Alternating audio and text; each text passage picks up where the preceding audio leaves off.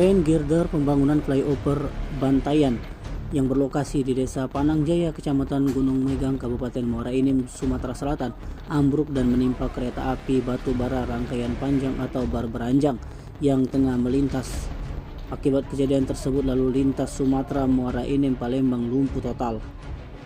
Informasi yang berhasil dihimpun sumselupdate.com, krain girder yang digunakan untuk mengangkat beton jembatan itu ambruk sekitar pukul 11 waktu Indonesia bagian Barat saat pekerja tengah memasang beton jembatan flyover Bantayan.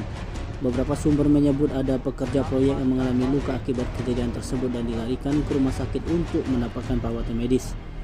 Tim sumselupdate.com saat ini tengah berada di lokasi untuk mendapatkan informasi terkini dan keterangan pihak terkait.